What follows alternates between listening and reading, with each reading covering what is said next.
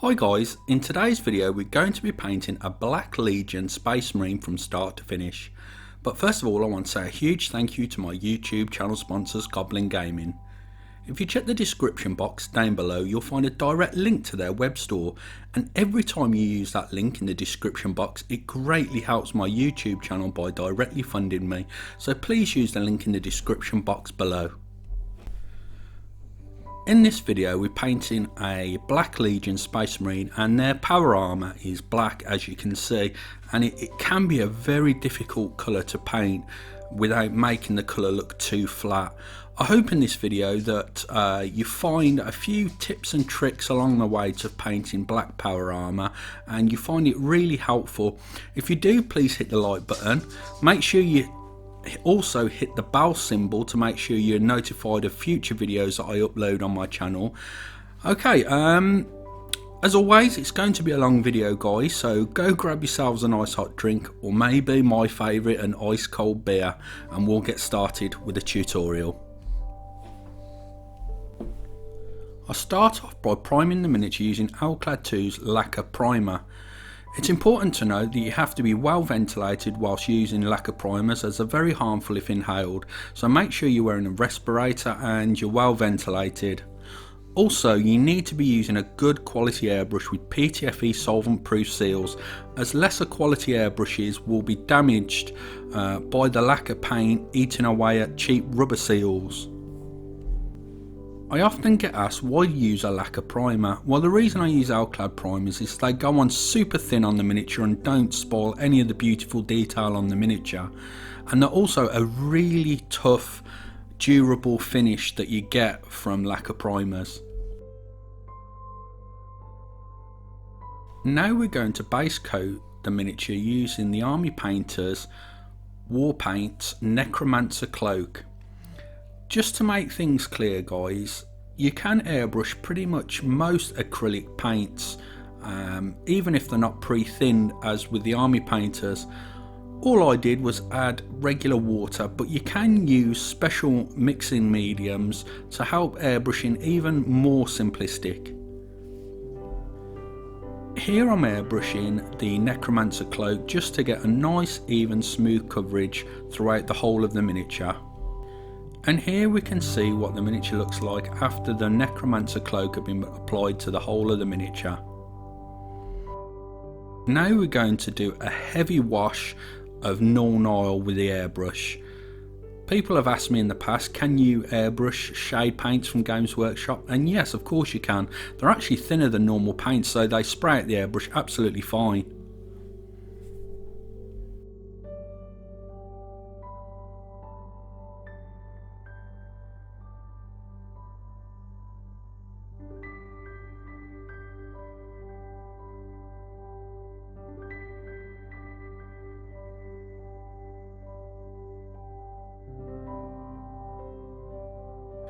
And here we can see what the miniature looks like after the Nuln Oil shade had fully dried on the miniature.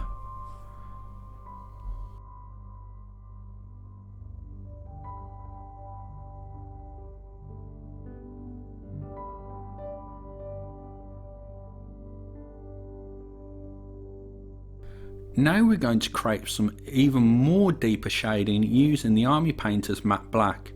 What we're going to do is go around all the extreme recesses of the armour, and we're just going to create really fine lines against all of those recesses just to create more deep shading and make the panels pop and come alive.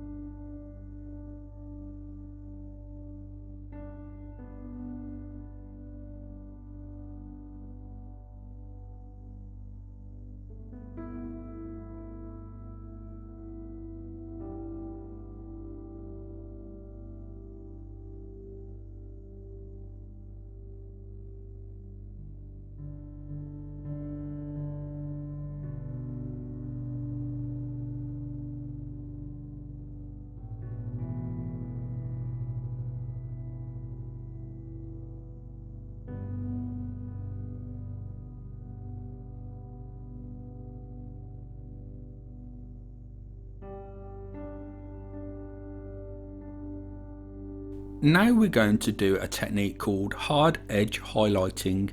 We're going to be using Games Workshop's layer paint Fenrisian Grey. It's very important that you roll the bristles of your brush into a sharp point. You can do this on a palette, or you can do it on the paint lid of a Games Workshop paint pot. But basically you want to really fine tip on your brush, and you want to make sure that the paint's flowing, so add a tiny bit of water as well to the paint. And as you can see here, I'm just creating those thin lines going around all the panels of the armour.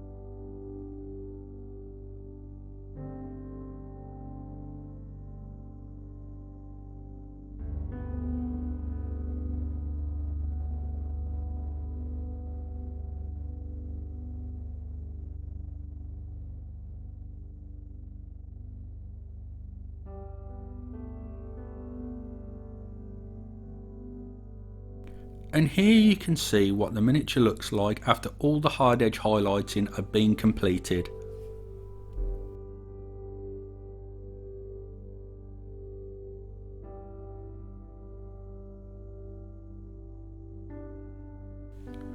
There's some cloth areas on the Chaos Marine, and we're going to use Games Workshop's Corn Red to base coat those cloth pieces.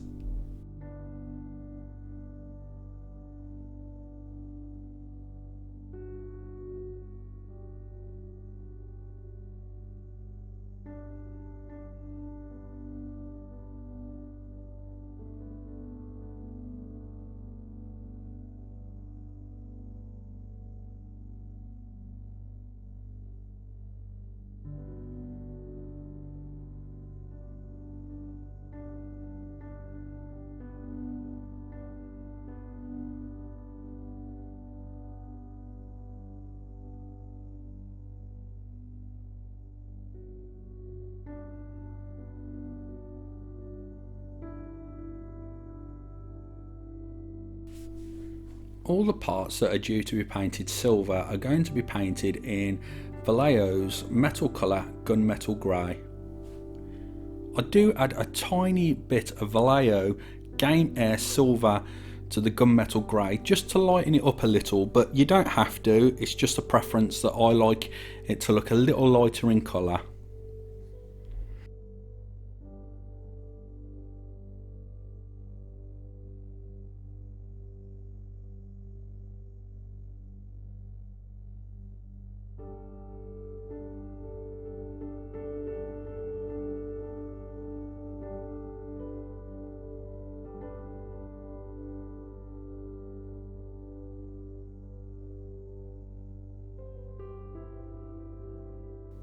All the pouches on the Chaos Marine are going to be base coated using Games Workshop Zandri Dust.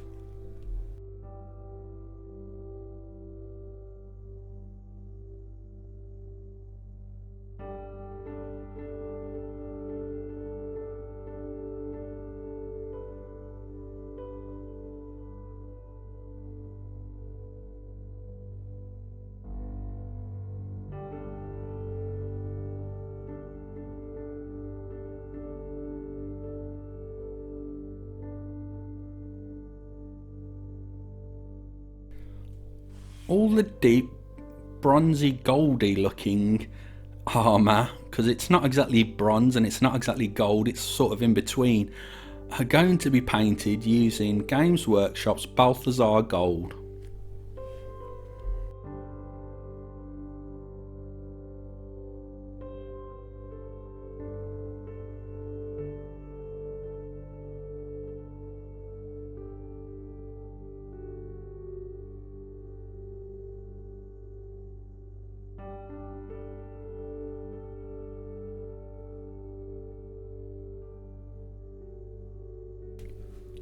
I always thin down my paints and with water, and in this case I thin it down heavily when it comes to painting faces. I'd much rather paint with a 1-to-1 mix of water and paint on a face, and paint in 2 or maybe 3 layers, and make sure I don't obscure any of that beautiful detail that's on the face, as if you screw up the face, guys, to be honest, that's the most important part of the miniature. So take your time, thin your paints down, and you'll get much better results. We're going to selectively use Games Workshop's Liberator Gold to highlight all the Balthazar Gold areas that were painted. So all the very sharp edges of the armour are going to be painted, and top surfaces of some of the details like the skull on the knee and some of the other armourer details are going to be painted as well.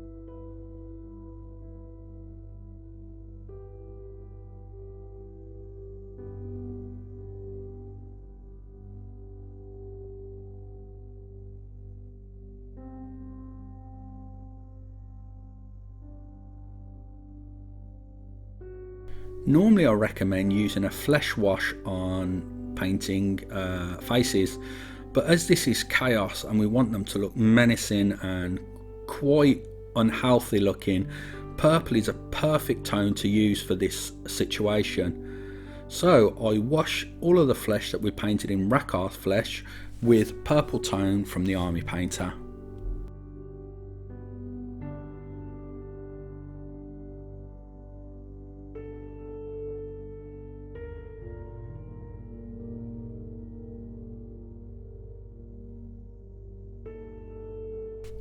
Now we're going to create some extreme highlights on the face using Games Workshop Layer Paint Pallid Witch Flesh.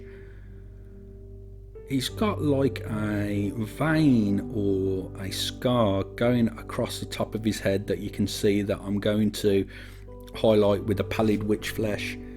We're also going to come back in with Rakarth flesh as well and do some highlighting with that.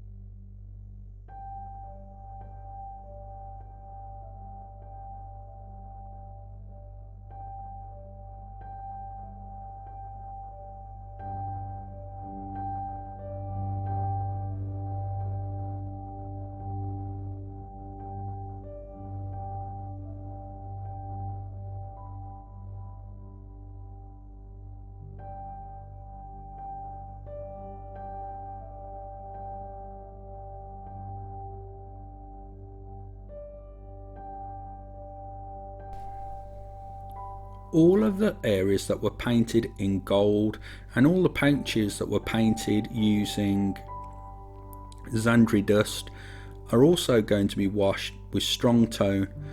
I'm actually using an insane detail brush from the Army Painter here, and pretty much throughout the whole video, to be quite honest. It's only a few times that I swapped to a bigger brush like on the base, but the reason I'm using such a small brush for washing is because I want to control exactly where it goes. It takes a little bit longer doing this than, you know, using a big brush to swamp the miniature with wash, but controlling exactly where the wash is going to go will give you much better results.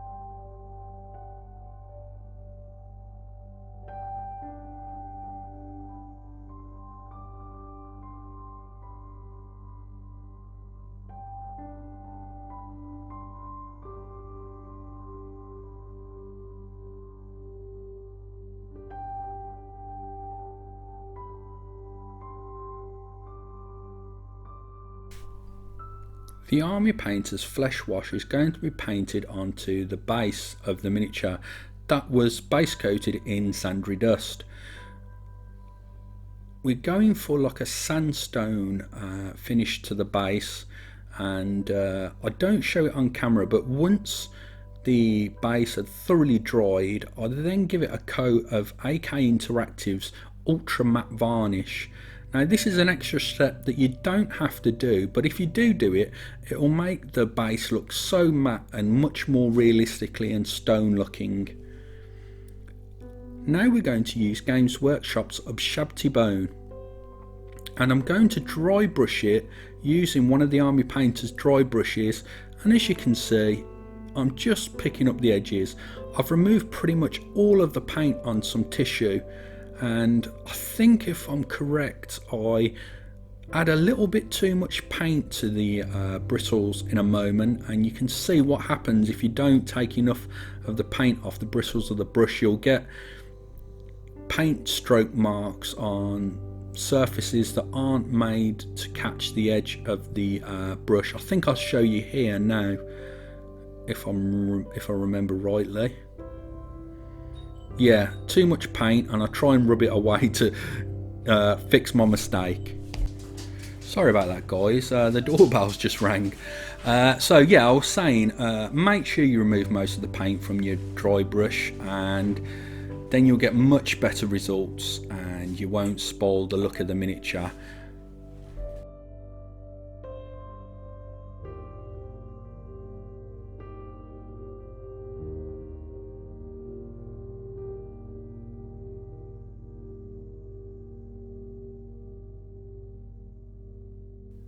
And here we have our finished Black Legion Chaos Space Marine. I've really enjoyed painting this miniature up, even though black can be a bit of a troublesome colour to paint. Hopefully you've seen in this video that it doesn't have to be that difficult. Lastly guys, I really want to say a huge thank you once again to my channel sponsors, Goblin Gaming. Don't forget to check that description box below, and if you are purchasing anything from Goblin Gaming, please use that link, it really does help. I hope you've enjoyed the video. Don't forget to hit the like button, hit the bell symbol as well to be notified of upcoming videos from me in future, and thank you for watching, and I'll catch you in the next video.